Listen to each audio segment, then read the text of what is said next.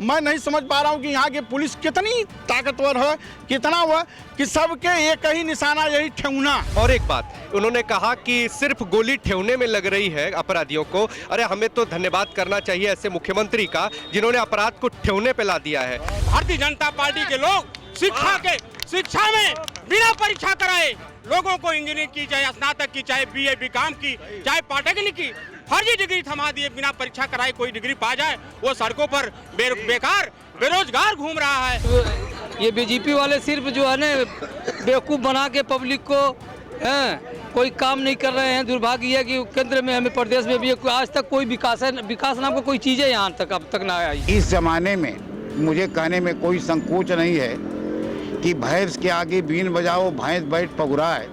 विपक्षी नेताओं की हालत कितनी दयनीय है। और 2024 में हम लोगों को विश्वास है कि हो सकता है कि परम आदरणीय जोगी जी हमको जिले क्या सौगात दे दें। नमस्कार, मैं हूं राजीव कुमार और इस वक्त हम आजमगढ़ जिले के लालगंज लोकसभा इलाके में हैं। अब लालगंज लोकसभा आजमगढ़ के जो 5 विधानसभाओं को नेतृत्व करती है और हम यहाँ पे आए हैं। और लालगंज लोकसभा जो कि सुरक्षित है, 1962 से चलन में आई है। हम यहाँ की साम्राज्य जनता से बात करने के लिए आए हैं कि जो लालगंज की मूल समस्याएं हैं, यहाँ के राजनीतिक क्या परिवेश रहे हैं, क्या माहौल रहे हैं और यहाँ की जनता अब क्या चाहती है और ख़ास तौर पे 24 के मूड को लेके जनता में क्या सोच बनी है और इस बार के चुनाव में वो किसे चुनेंगे। तो सबसे पहले मैं बुजुर्ग है मैं बात करूँगा। क्या नाम है चाचा जी आपका? मैं समर बहादुर सिंह एडवोकेट। अच्छा, समर बहादुर साहब, लालगंज 1962 में अस्तित्व से आया, यहाँ पे लोकसभा चुनाव 24 में होना है। यहाँ की मूल समस्याएं क्या क्या हैं और यहाँ की जनता आप क्या चाहती है? देखिए, लालगंज 1962 में सुरक्षित क्षेत्र घोषित हुआ। इसके बाद यहाँ पर जो है वो संयुक्त सोशलिस्ट पार्टी से लेकर भाई आदरणीय रामधन जी और इधर जो हमारे सपा बसपा के जो है लोग रहे। और बीच में 2014 में हमारी श्रीमती नीलम सोनकर जी यहाँ की सांसद रही। हमारी ये दक्षिणांचल की ऊसर भूमि की तहसील है जिसमें हमारी समस्याएं बहुत सी थी, जिसका निराकरण किया गया। 1957 में कालिका सिंह थे, उन्होंने रेलवे लाइन की खाका बनाया, जिसका जो वर्तमान में संगीता आज़ाद और नीलम सोनकर और हमारे दिनेश लाल लोगों ने जो है वो अश्विनी वैष्णव से जो है उसकी मांग किया, उन्होंने इसको स्वीकार किया है। हमारे लालगंज की मूलभूत समस्या है, हमारे पास शीतगृह नहीं है जिससे हमारे किसान जो है वो आलू की फसल या कोई ऐसी फसल न पैदा कर सके। हम सबसे बड़ी समस्या हम लोगों को जो है वो जो पशुपालकों द्वारा छोड़े गए जानवर हैं, इनसे हमारी फसलों को नुकसान हो रही है। इसके बाद हमने कई बार ये लिखा कि NH 233 पर भीरा रोड मार्ग पर जो है वो ओवर ब्रिज बनाया जाए, वो भी है जो है वो पेंडिंग पड़ा हुआ है। लालगंज को ज़िला बना दिया जाए और लालगंज की जो पुरानी मांग थी ज़िले की, जिसको बहन मायावती जी ने पूरा करने का हम लोगों को आश्वासन दिया था, 2006 में पूरा भी हो गया होता, लेकिन लालगंज को ज़िला बना दिया जाए तो लालगंज की बहुत सी मूलभूत समस्याएं जो अपने आप समाप्त हो जाएंगी। और हमारे सांसदों ने जो लोग भी रहे हैं, जो वास्तविक रूप से जो सरकार से प्राप्त होने वाली सुविधाएं हैं, उन्हीं सुविधाओं के रहे हैं, उनके विशेष योगदान से लालगंज के संसदीय क्षेत्र को किसी प्रकार का कोई योगदान अब तक नहीं हो पाया है। और 2024 में हम लोगों को विश्वास है कि हो सकता है कि परम आदरणीय जोगी जी हमको जिले क्या सौगात दे दें और लालगंज को जो है वो मूलभूत जो हमारी समस्याएं हैं, जो किसानों की समस्याएं हैं, जो मजदूरों की समस्याएं हैं, लालगंज को ज़िला घोषित किया जाएगा तो यहाँ के लोगों को जो है रोज़गार भी मुहैया होगा और यहाँ के लोगों को बाहर जाने में जो यहाँ के लोग हम लोग दुबई सऊदीया से लेके कलकत्ता बम्बई तक जाते हैं, वो जो है हमारा कम हो जाएगा। हम ये चाहते हैं कि यह हो और जोगी जी प्रयास है, हमारा क्षेत्र भी इस प्रयास में लगा हुआ है कि हम जो है सांसद सीट को बदलें। हो सकता है कि कौन आएगा ये आने वाला भविष्य है, लेकिन हमारे सांसदों ने हमारे किसी मूलभूत समस्या का कोई निराकरण 1962 से लेकर अब तक नहीं किया। तो वर्तमान जो सांसद हैं उनसे भी आपकी शिकायतें हैं या उनके बारे में क्या? हमारे वर्तमान सांसद कहना तो चाहिए कि वो राजनीति की जो है वो पुरोधा गांधी आज़ाद की बहू हैं।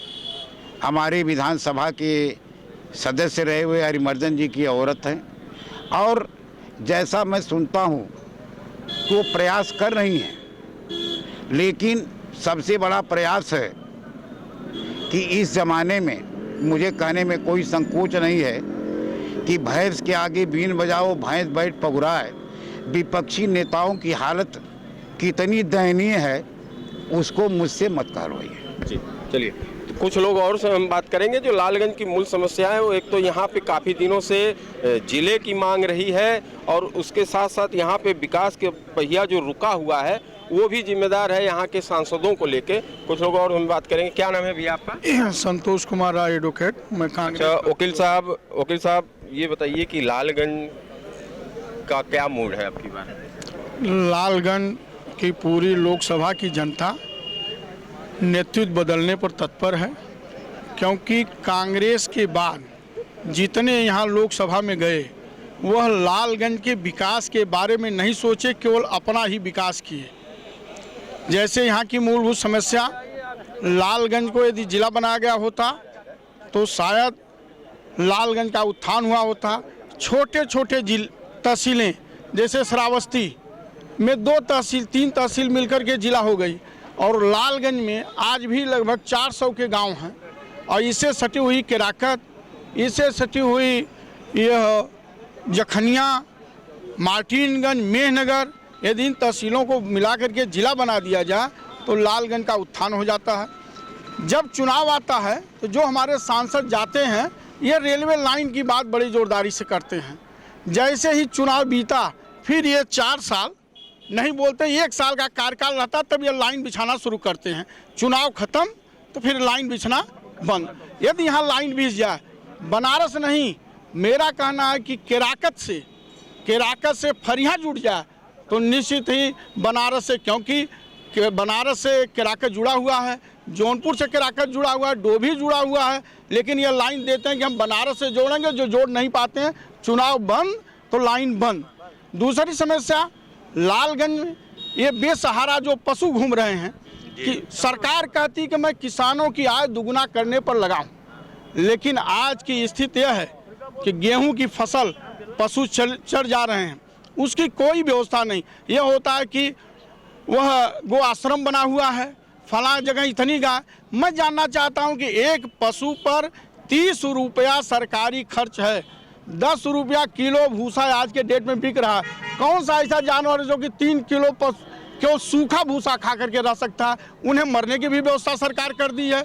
भरपेट जिसको अन्न नहीं मिलेगा वह मरेगा। जो गो आश्रम बना है वहाँ जो चौकीदार है, जब अन्न नहीं, उनको चारा नहीं दे पाएगा तो उनसे हाँक देगा तो हम किसानों की फसल खत्म हो जा रही है। सरकार न तो किसानों को देख रही है, न नौजवानों को देख रही है, न बेरोजगारों को देख रही। महंगाई अपने चरम पर है। भ्रष्टाचार, जो थाने पर 10 रुपये में काम होता था आज वह 1000 रुपया के नीचे, चौकीदार से लेकर के चौकी इंचार्ज से लेकर कोई सुनवाई नहीं होने वाली है। अब मैं धड़ल्ले से कह रहा हूँ कि रोज अपराधी मारे जा रहे हैं। कौन अपराधी मारा जा रहा है? मैं नहीं समझ पा रहा हूँ कि यहाँ की पुलिस कितनी ताकतवर है, कितना हुआ कि सबके एक ही निशाना, यही ठेहुना में ही गोली लग रही है। जब इनकी गोली चलती है तो अखबार में हम लोग पढ़ते हैं कि ठेहुने में गोली लग गई। ठेहुना के न तो ऊपर लगती है न तो ठेहुना के नीचे लगती है। यह मैंने अब इससे अधिक और भ्रष्टाचार का क्या उदाहरण है? तहसील है यहाँ अपने आप में। हमारे यहाँ मुंसिफ कोर्ट की लड़ाई हुई, ग्रामीण न्यायालय की बात चली, तमाम सांसद गए, लेकिन आज तक न तो लालगंज को मुंसिफ कोर्ट ही दे पाए, न तो ग्रामीण न्यायालय दे। मैं आपको बताऊं कि जो उत्तर प्रदेश की तहसीलों में ग्रामीण न्यायालय की सूची है उसमें लालगंज तहसील नंबर 1 पर है। पूरे प्रदेश में तहसील नंबर 1 पर हो और उस तहसील में स्थापित न हो, तो ये हमारे जनप्रतिनिधियों की कमी है। हमारे ये जनप्रतिनिधि आवाज़ नहीं उठा पा रहे हैं। तो यहाँ पानी की समस्या है, आज बाढ़ आ जाए तो तहसील के अधिकारी कर्मचारी ये अपने मेज पर बैठते हैं। जब ये अपने आंगन के पानी नहीं निकाल पाएंगे तो हम किसानों के आंगन का ये पानी कैसे निकाल पाएंगे। तो लालगंज में सबसे बड़ी समस्या पानी की है, जल निकासी की है। बेसहारा पशुओं से किसानों को बचाने का है।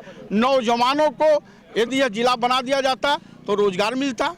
मैं एक छोटा सा उदाहरण दूं, माननीय सुखदेव राजभर जी आज नहीं हैं, चाहे वो बसपा के थे, उससे नहीं, वह एक इंजीनियरिंग कॉलेज बनवा दिए।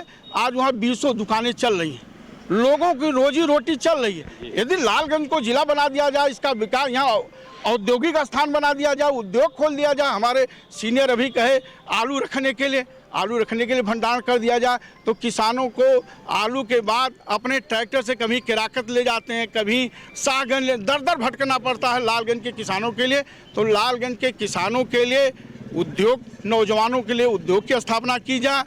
यहाँ विद्यालय, इंजीनियरिंग कॉलेज हो गया, मेडिकल कॉलेज खुलवाया जाए लालगंज में, लालगंज को जिला बनाया जाए, लालगंज को रेलवे लाइन एकदम जोड़ दिया। केवल चुनावी रेलवे लाइन नहीं कि चुनाव आता है तो रेलवे लाइन की घोषणा कि फेसबुक से व्हाट्सएप पर चलता है कि सोफीपुर में बन रहा है, फला जगह बन रहा है स्टेशन, जैसे ही चुनाव बंद रेलवे लाइन बंद। तो यह रेलवे लाइन चुनावी न हो, यहाँ बननी चाहिए। लालगंज में रेलवे लाइन बनेगी। ये जो भीरा चौराहा है, यहाँ आए दिन दुर्घटना हो रही है, लेकिन हमारे जनप्रतिनिधि चाहे पार्लियामेंट के हों चाहे असेंबली के हों, इनके आँख पर इतना काला चश्मा लगा हुआ है कि इसकी आवाज़ न तो वह पार्लियामेंट में उठा पा रहे हैं, न तो वह उत्तर प्रदेश की विधानसभा में उठा पा रहे हैं कि उस चौराहे पर ऐसा बना दिया जाए, ओवरब्रिज बना दिया जाए। आए दिन नौजवान छात्र, क्योंकि विद्यालय डिग्री कॉलेज बगल में है, इंटरी कॉलेज बगल हॉस्पिटल है, यहाँ हॉस्पिटल खोल दिया जाए। मेरी यही मांग है कि लालगंज के उत्थान के लिए, विकास के लिए जिला, रेलवे लाइन, पानी से निकासी और ये बेसहारा पशुओं से किसानों को बचाने का काम किया जाए। और इसमें सरकार फेल है, सरकार इसको लावे तो लालगंज का विकास होगा। तो कुछ लोग और हम बात करेंगे कि 2024 संविधान ने यह व्यवस्था दी है कि हर 5 साल पे चुनाव होता है, क्या मूड रहेगा आप पर? हाँ सर, मूड तो ठीक है, लेकिन जो पैकेट बन रही है माने चने की, सरसों की, पैकेट बहुत बढ़िया है, लेकिन सर जो किसान खरीद रहा है वो सारा घर की है कि बाहर की है, किसान बोल रहा है, उसका पैसा निकल जा रहा है। आप जहाँ खड़े हैं ये मालवीय जी की जगह घूम रही है पहले, और यहाँ चुनाव लड़े हैं, और किसान का पैसा तो सरकार निकाल रही है सर कि हम कहते हैं 700 रुपये का सरसों और पैकेट है 850 रुपये की, सरसों है 2 रुपये की। इस पर ख्याल करिएगा बस। चलिए, तो कुछ लोग और हम बात करेंगे कि आप सर बताइए कि लालगंज का मूड क्या है, किस तरीके से 24 को देख रहे हैं और यहाँ के जनप्रतिनिधियों के प्रति क्या आपकी? मैं आदित्य राय पूर्व के वक्ताओं से अपने को कुछ विकास के कार्यों में जोड़ते हुए मैं ये कहना चाहूँगा कि किसी क्षेत्र के विकास के लिए ट्रांसपोर्टेशन और इलेक्ट्रिसिटी 2 महत्वपूर्ण बिंदु हैं। भारतीय जनता पार्टी की सरकार में यहीं से 7 किलोमीटर बाद लहुआ में 300 एकड़ में सौर ऊर्जा प्लांट लग रही है, जो इस क्षेत्र के विकास के लिए 2-3 जिला बिजली सप्लाई करेगी। और जब बिजली का विकास यहाँ हो जाएगा, उत्पादन होगा, तो इस क्षेत्र का विकास होगा, नौजवानों को काम मिलेगा।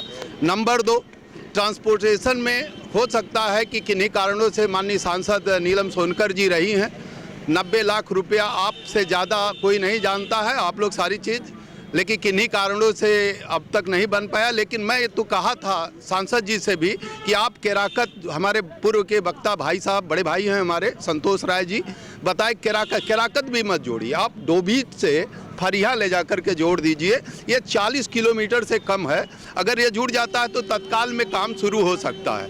अगर रेलवे बन जाता है तो इस क्षेत्र का विकास, क्योंकि ट्रांसपोर्टेशन और ट्रांसपोर्ट जब शुरू हो जाएगा तभी यहाँ बड़े उद्योग आएंगे। अपने वकील साहब की बात से मैं एक गवर्नमेंट कोल्ड स्टोरेज के लिए कहूँगा कि वह चालू होना चाहिए या बनवाना चाहिए। और एक मूलभूत समस्या है, यहाँ अस्पताल 100 बेड का बन गया है, उसमें ऑक्सीजन प्लांट आकर के बैठ गई है, लेकिन उसकी वारंटी 1 साल या 2 साल की है, अभी तक वो चालू नहीं हो पाया। अगर वो चालू नहीं हो पाएगी तो उसकी वारंटी समाप्त हो जाएगी, फिर वो भंगार में वहीं खड़ी रह जाएगी। इस पर स्वास्थ्य मंत्री को मैं स्वयं ब्रजेश पाठक जी से चाहूँगा कि इसको संज्ञान में लें और अस्पताल, गरीब आदमी अस्पताल बिजली थाना और तहसील जाता है, इसमें एक आवश्यकता है, इसकी व्यवस्था करें। आपको मैं बता रहा हूँ कि जैसे शिक्षा के क्षेत्र में अगर सुखदेव जी ने एक इंजीनियरिंग कॉलेज बनाने का काम किया, तो उसी तरह से माननीय, मुझे याद है 19 तारीख को 19 में 31 जनवरी को गोरखपुर में बैठक हुई थी लोकसभा की, जिसमें माननीय मुख्यमंत्री सुनील ओझा जी गुजरात से आए हुए थे। सौभाग्य था कि मुझे भी लालगंज लोकसभा संयोजक होने के नाते बैठने का मौका मिला। उसमें जब पूछे कि आजमगढ़ के विकास के लिए क्या किया जा सकता है, तो यूनिवर्सिटी का एक बात हम जयनाथ सिंह या जितने लोग थे, सहजानंद राय, विनोद राय, नीलम सोनकर, अरुण कांत यादव, तत्कालीन भाजपा विधायक, सभी लोग 11-12 लोग बैठे थे। सभी लोग एक समवेत स्वर से कहे कि यूनिवर्सिटी, और आपको पता होगा कि जा करके एक सप्ताह के बाद ही यूनिवर्सिटी दिए, इसलिए मैं उनको साधुवाद देता हूं। शिक्षा, चिकित्सा और ये विकास के क्षेत्र में जो काम हुआ है, इसमें और कुछ करने की आवश्यकता है। रह गई बात तो सांसद, अगर मैं सांसद की शिकायत करूंगा तो ये होगा कि बसपा की है, इसलिए वो लोग अपने जिम्मेदारियों को स्वयं महसूस करें। मैं इस पे उन्हीं लोगों पे छोड़ते हुए अपनी बात समाप्त करता हूं। जय हिंद, जय भारत, जय श्री राम। तो कुछ लोगों से और बात करेंगे कि लालगंज काफ़ी समय से रहा और हर एक पार्टियों ने यहाँ पे अपनी अपनी दावेदारियाँ की और यहाँ के सांसद रहे। क्या कहना है, क्या मूड है अब की बार? देखिए, मैं मोहम्मद जैद आपके चैनल के माध्यम से ये बताना चाह रहा हूँ कि भारतीय जनता पार्टी की सरकार में तमाम सुविधाएं यहाँ लोगों को दी गई। हमारी सरकार हो या किसी अन्य की सरकार हो, यहाँ जितना भारतीय जनता पार्टी में सुविधाएं उपलब्ध हुई वो अब तक की सरकारों ने नहीं किया। यहाँ की सबसे बड़ी समस्या है कि 1962 से आज तक ये सुरक्षित सीट रही, लोकसभा भी, बाद में विधानसभा भी हो गई। कम से कम मैं सरकार से ये डिमांड करूंगा कि जिला घोषित होने के साथ साथ यहाँ की कम से कम लोकसभा की सीट को सामान्य बनाया जाए। ये हमारी मेन मांग सरकार से है।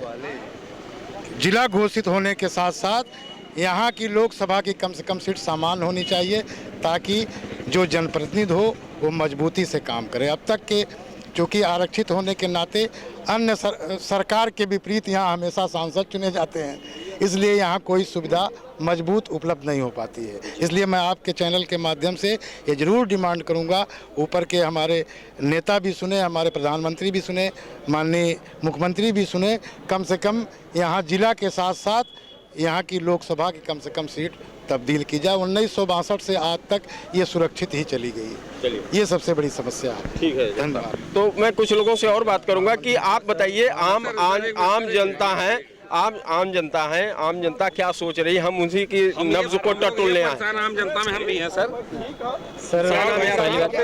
सर मेरा नाम उत्तम चौहान है। सर मोदी जी की सरकार बहुत अच्छी चल रही है, योगी जी की। बस यही पशुओं का जो वकील साहब ने उठाया 100% बहुत दिक्कत है। सबसे बड़ी समस्या सर पशुओं की है। रात को किसान कितना जागेगा, सोना भी है उसको, लाइट बार के कितना देखेगा, कितना पशुओं के हाकेगा उसको। ठीक है सर, ऐसे सरकार से आग्रह है, हमारे मुख्यमंत्री योगी जी से निवेदन है कि इसकी व्यवस्था करें, नहीं जैसे व्यवस्था थी पहले वैसे उसको छोड़ दें, इस पे स्टॉप ना करें। ठीक है सर।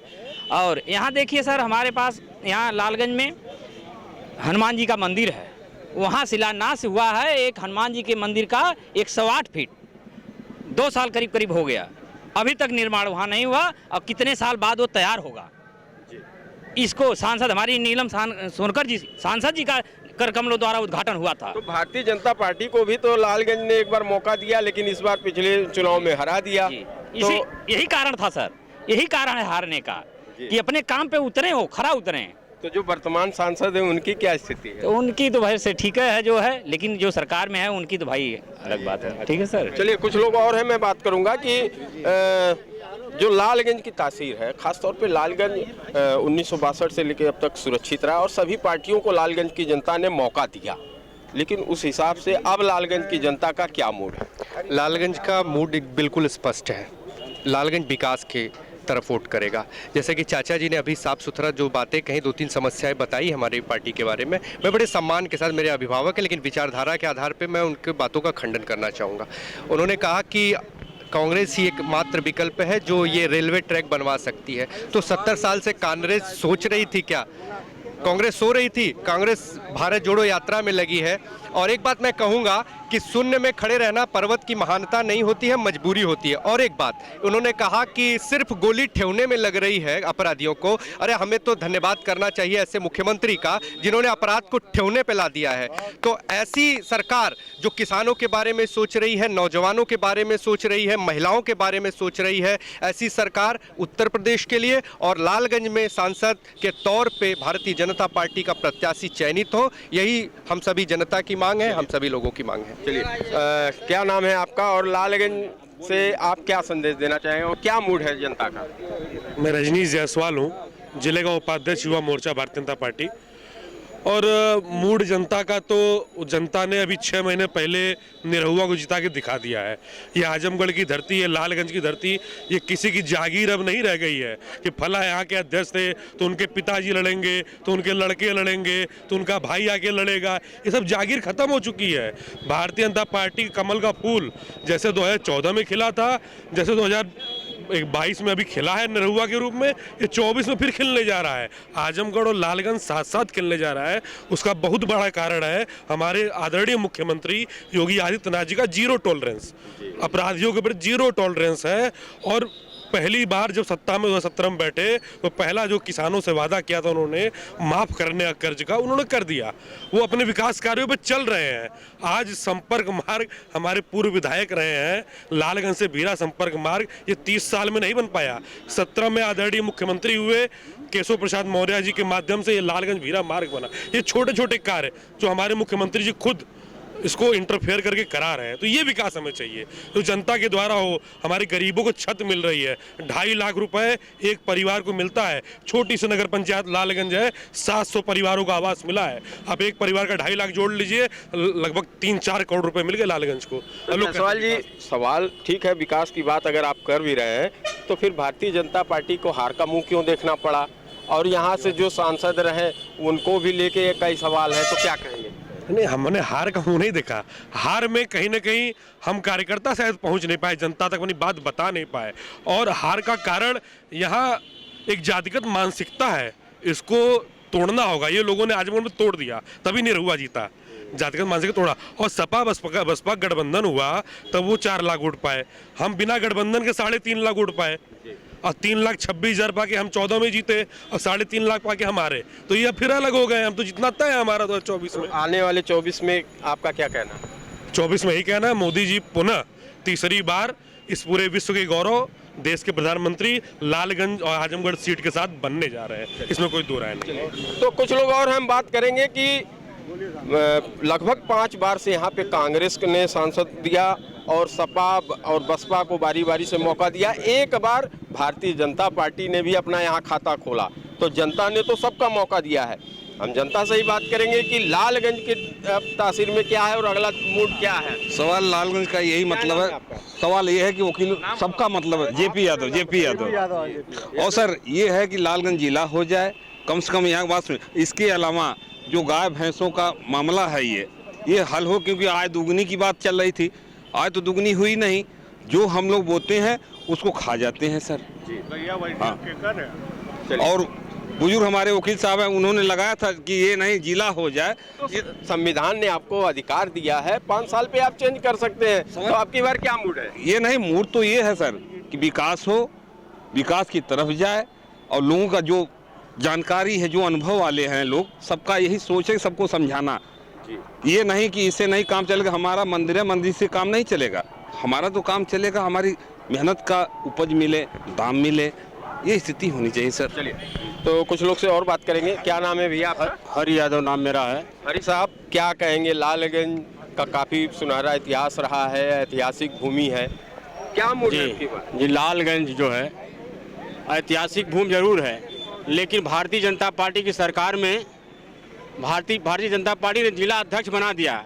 झूठ के फरेब, आपने जिला नहीं बनाया, अपने संगठन में जिला अध्यक्ष बना दिया। महंगाई, बेरोजगारी, भ्रष्टाचार से जनता त्रस्त है। आज गोदाम पर खाद नहीं मिली, किसान खाद के लिए, बीज के लिए गोदामों पर परेशान रहे, चक्कर लगाते रहे, थक गए।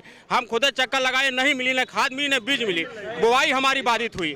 महंगाई चरम पर है, महंगाई चरम पर है। झूठ फरेब, जाल फरेब, फर्जी डिग्री, यहाँ के हमारे बच्चे बिना शिक्षा परीक्षा दिए उनको डिग्री थमा दी गई। आज बेकार बेरोजगार होकर के सड़कों पर घूम रहे हैं बिना परीक्षा दिए। पहली गवर्नमेंट है, कांग्रेस पार्टी की हो चाहे जनता पार्टी की सरकार रही, बिना परीक्षा कराए किसी को डिग्री देने का काम नहीं किया। लेकिन ये झूठ के पुलिंदे जो आज अपने को बहुत बड़े बनते हैं, भारतीय जनता पार्टी के लोग शिक्षा में बिना परीक्षा कराए लोगों को इंजीनियरिंग की, चाहे स्नातक की, चाहे बीए बीकॉम की, चाहे पॉलिटेक्निक की, फर्जी डिग्री थमा दिए। बिना परीक्षा कराए कोई डिग्री पा जाए, वो सड़कों पर बेकार बेरोजगार घूम रहा है। आज देख रहे हैं आलम में है। आप कह रहे हैं रेलवे लाइन कालिका प्रसाद के जमाने से जो सर्वे हुआ आज तक, चाहे नीलम सोनकर हो चाहे कोई सांसद हो, लेकिन रेलवे लाइन के नाम पर आज तक रेलवे लाइन नहीं हुआ। एक NHI बना है, हम उधर हॉस्पिटल है, डिग्री कॉलेज है, नगर पंचायत है, लेकिन आज उस पर क्रॉसिंग नहीं बना। बस इसके बाद कथी शंकरपुर गांव उसकी आबादी कम है, वहाँ ओवरब्रिज पर रेलवे क्रॉसिंग बना दी गई। लेकिन हमारे यहाँ जो है हजारों लोग यहाँ से भीरा जाते हैं, वहाँ जाते हैं, लेकिन क्रॉसिंग नहीं बनाए रेलवे पर अथवा जाने के लिए। इसके समस्याएं हैं, लेकिन 24 को लेके अब क्या जनता का क्या मूड होगा? 24 के लिए जनता पार्टी जो है, भारतीय जनता पार्टी को सत्ता से बाहर करने का दम रखेगी। चूंकि आज किसान खाद बीज के सवाल पर सड़कों पर लामबंद हुआ, एक बोरी के लिए लाइन लगी खादों बीज पर, किसान नहीं पाए, बीज नहीं पाए। हम लोग पुराने गेहूं लेकर के बोए हैं, आज किसानों की फसल ये जानवर चढ़ जा रहे हैं। उनकी मूलभूत समस्याएं हैं, महंगाई, बेरोजगारी, GST के नाम पर व्यापारियों की हफ्तों दुकान लालगंज की बंद रही। हमारे व्यापारी भाइयों को आक्रोश होना चाहिए। ये बाजार यहाँ वहाँ सन्नाटा रही, यहाँ इनके दौड़ते रहे व्यापारी, GST के नाम पर बंद रहे। भारतीय जनता पार्टी को लालगंज की जनता उखाड़ फेंकेगी, ये मेरा सुझाव है। कुछ लोग और हैं, आम जनता है, क्या कहेंगे लालगंज से? आप वोट नहीं देते हैं? नहीं, वोट देते हैं सर। किसको वोट देंगे?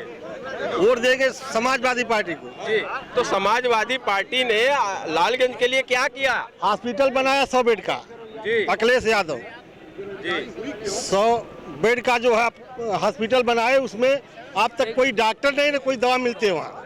चलिए, तो 24 में क्या मूड रहेगा? अखिलेश यादव को देंगे। अच्छा, समाजवादी पार्टी। जी। क्या नाम है आपका? नूर आलम। नूर आलम साहब, क्या कहेंगे लालगंज की जो आगामी चुनाव है और क्या मूड है जनता का? समाजवादी हम लोग लाएंगे भैया। यहाँ कुछ ये BJP वाले सिर्फ जो है ना बेवकूफ़ बना के पब्लिक को कोई काम नहीं कर रहे हैं। दुर्भाग्य है कि केंद्र में, हमें प्रदेश में भी आज तक कोई विकास नाम का कोई चीज़ है यहाँ तक अब तक ना आई। चलिए, तो विकास का मुद्दा रहेगा। जी, कुछ लोग और हैं, हम बात करेंगे काफी देर से। हाँ, क्या नाम है सर? आपका?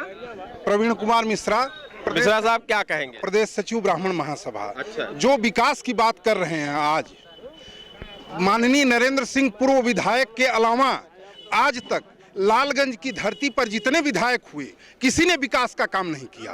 और केवल यह लोग जो है टरकाते रहे। हमारे यहाँ माननीय सुखदेव राजभर जी यहाँ पे जो है 3 बार मंत्री रहे, और लालगंज जो है तहसील स्तर का विद्यालय है, श्री कृष्ण गीता राष्ट्रीय इंटर कॉलेज और डिग्री कॉलेज। हम आपको चलिए दिखाते हैं कि उस विद्यालय की अवस्था क्या है। और विकास का कार्य अगर किसी ने किया तो भाजपा ने किया। और बेरोजगारी की बात जो हमारे माननीय वकील साहब ने कहा है, यह बेरोजगारी का आलम जो है पार्टियों ने किया। सपा बसपा ने जो है कुकुरमुत्तों की तरह BEd और BTC कॉलेज खुलवाए, और वहाँ बच्चे जो है हर साल 80,000 85,000 BTC BEd करके निकलते गए। और स्थिति यह हुई कि आज जो बेरोजगारी का आलम है, जो बच्चे टहल रहे हैं, यह स्थिति उनकी है। और जो फर्जी डिग्री की बात हो रही है, वह आलम ऐसा था कोरोना काल में, वह आलम ऐसा था कि हाई स्कूल और इंटर के बच्चों को जो है डिग्री देनी पड़ी। अच्छा, चलिए, और हम 24 ये की बात जो है, 24 के चुनाव की बात है, तो हम चाहेंगे अपने प्रदेश नेतृत्व से कि यहाँ सामान्य व्यक्ति सांसद के लिए टिकट दिया जाए उसे, और हम उसको सामान्य सीट की जाए और हम उसको जिता करके भेजने का काम करेंगे। चलिए, कुछ यहाँ के बहुत लोकल मुद्दे हैं और जो काफ़ी दिनों से प्रभावित हैं और यहाँ के वोट में किस तरीके से तब्दील करेंगे। कुछ युवा हैं, बहुत देर से आप परेशान थे। हाँ सर नमस्ते, मेरा विजय कुमार सिंह नाम है सर। विजय जी क्या कहेंगे आप? सर मेरा ये कहना है कि यहाँ के जो अधिकारी हैं और हमारे यहाँ के कोटदार चुटारा गांव के कोटदार देवेंद्र सिंह नहीं रहते हैं, कस्टम में रहते हैं। सर मैं 2 साल से लेके अधिकारी के दौड़ रहा हूँ, मेरा पेपर देखिए, पेपर लेते हैं लोग, आने के लिए बोलते हैं सर, आते ही नहीं कोई, देखिए पूरा।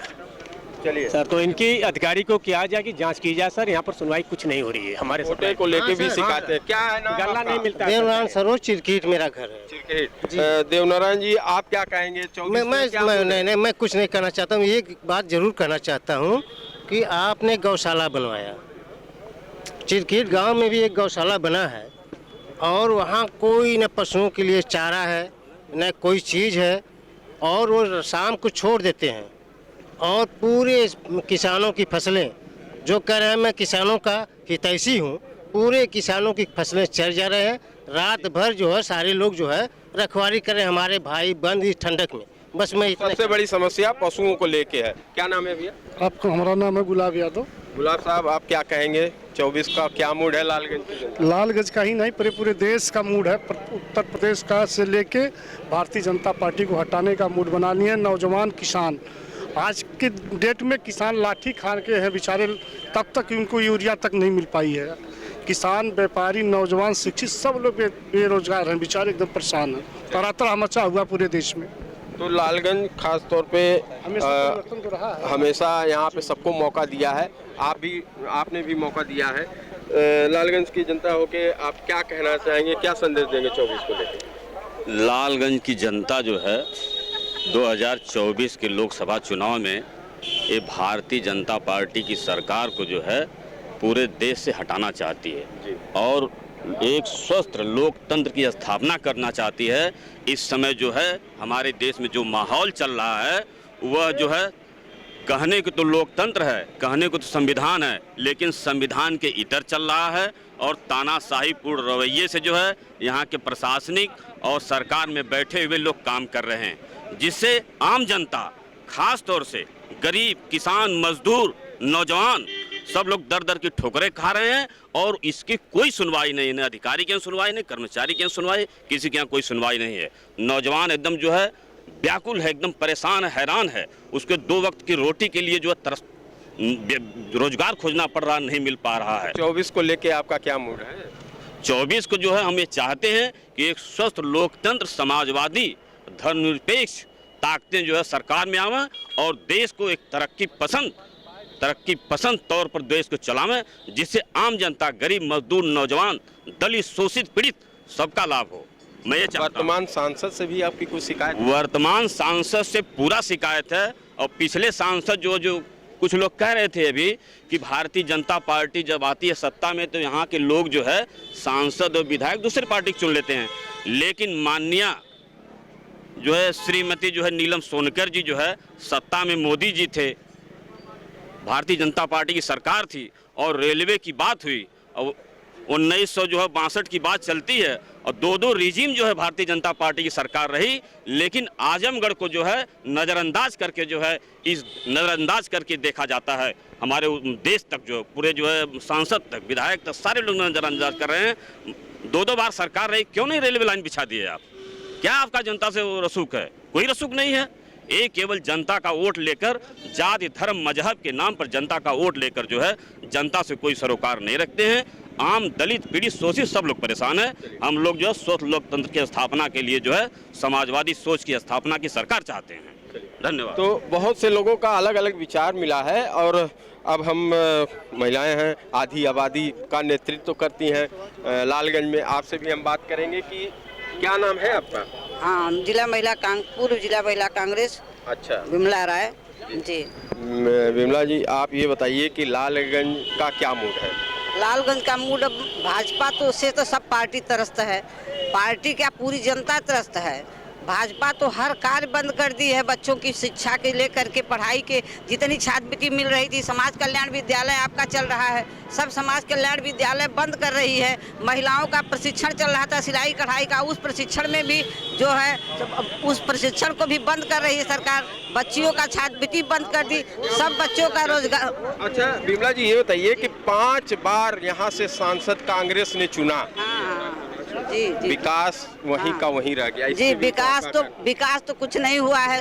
जब भी भाजपा सरकार आई है कभी विकास नहीं की। मैं जिला पंचायत महिला लड़ी थी, महिला होकर के यहाँ गई थी शंकरपुर केंद्र से।